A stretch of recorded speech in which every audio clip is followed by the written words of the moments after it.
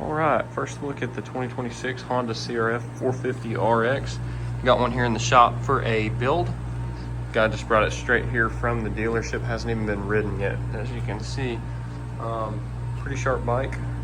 RX has a few key differences between this and the motocross model, but definitely more tuned towards the woods. We're gonna be putting a Rekluse clutch in this, our full TBT suspension setup, moose bibs, and then some other odd and end things. We're gonna do a flywheel weight. So try to video all this and keep you updated on this build.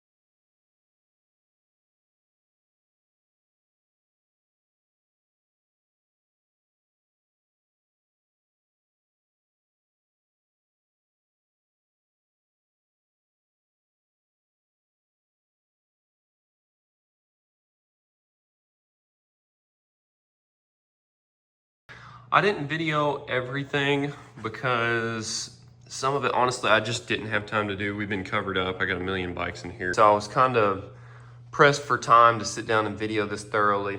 But we've got our flywheel weight put on. Here's the flywheel weight behind your ignition cover. Use this puller, pop it off, and then your flywheel weight pictured here is going to go on the back side of this. You're going to use the supplied Loctite, press it on with their tool, and you're good.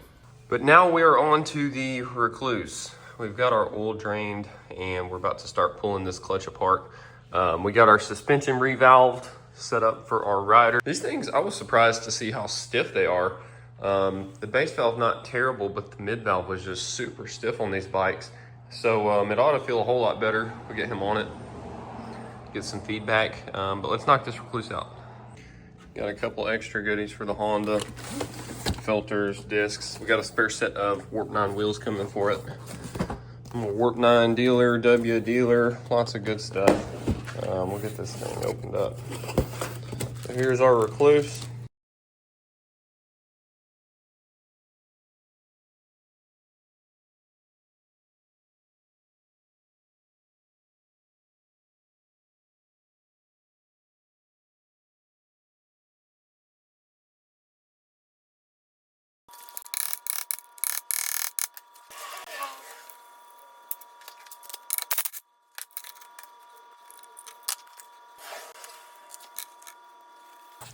Okay, so in the the right side of our Rekluse box, we got a bunch of little parts in this white box.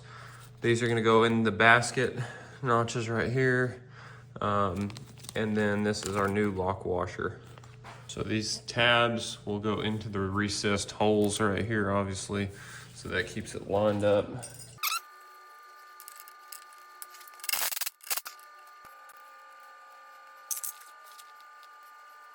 Okay, so now we can install our clutch plates. It's gonna be in this order.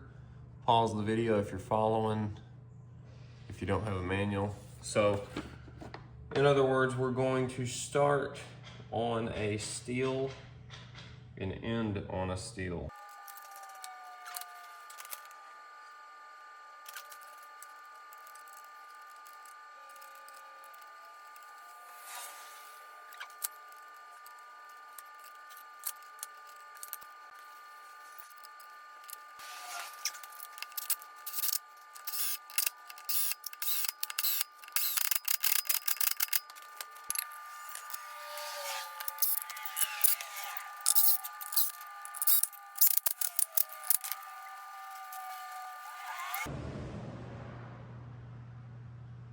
All right, next step is or really the last step is our slave cylinder here.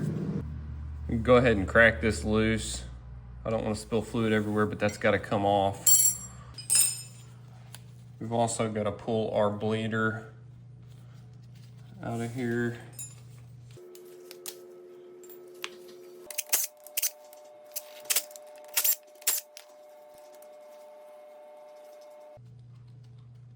And this bleeder is going to go back onto our Rekluse slave cylinder.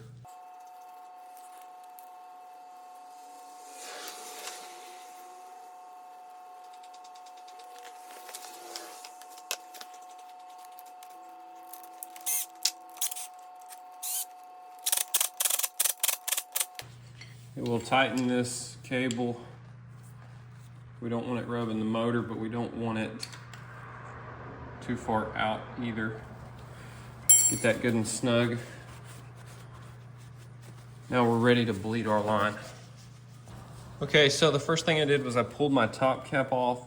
We want to put our bleed screw loose. And it's already purging some fluid through. So right here, you're gonna see me pull out a funky looking suction deal. So that right there, I was planning on using this to reverse bleed it, but for some reason, it wasn't pushing fluid up through it like it usually does. I'm guessing it's just because of the Rekluse slave cylinder, so you can kind of ignore this. In this application, the reverse bleeder is what I was doing here. I was gonna pump this fluid you see right there back through the line. It's generally always a lot quicker, but in this case, again, that slave cylinder, I assume, is the reason that it didn't work. So you can ignore that. The way that I would bleed this, the easiest way is kind of just doing it like a brake. It's going to, as you pump it, it's going to push that fluid out quicker. You can gravity bleed it, but it takes longer. So generally I just pump it like a brake. So either way, but put a good hose on there that's clear. That way you can see if there's air in it and making progress. So okay, so our last step is going to be this Allen right here, and that is going to be adjusted on the bike. Can't really show that. I believe there's probably a way to do it with the clutch band like the older bikes, I'm sure. However, for this, I'm kind of old school. I just adjust it by the feel of the bike, and going out or in, whether it's slipping. If you're not great at telling that, you definitely need to go by Rekluse standards. But for me, I've adjusted a million of these. It's quicker for me to get on here and just tune it manually without the band. Right, so here's our finished product. Again, we did several things to get this thing ready for the woods. Customer already brought it with bark busters. That's one of the main things, in my opinion. A full wrap handguard is awesome because, for example, I lost a knuckle by not using those. Barely clipped a tree the first time I ever rode with flags, and that was the end of my knuckle. So to each their own on that. If you're scared of breaking your wrist, that's fine, but I've never had nor heard of anyone doing that. I've never crashed and got anywhere near this position. So, but it's possible. I'm sure somebody's done it. So to each their own. However, we got our Rekluse clutch installed. We've got bibs in both tires. He had a good set of AT82 rear and MX34 front on his other bike that he wanted to swap over. They're still really good shape. They beat the stock tires, in my opinion. And then we've got our flywheel weight installed, slave cylinder for the Rekluse installed and adjusted properly, and of course our full suspension setup, TBT Racing Revalve. You don't need any work. I'm the Mid-South branch if you're in this area. If you're not, call the closest TBT to you. You can be redirected through the website if you're ready for suspension work. We got awesome settings for every bike. So that is it. Hope you guys like this. Hope it helped. And some good tasteful mods for woods riding and racing on the 2026 450Rx. This thing's a good smooth powerhouse. Got to ride it for a minute and check it out. So should be pretty awesome.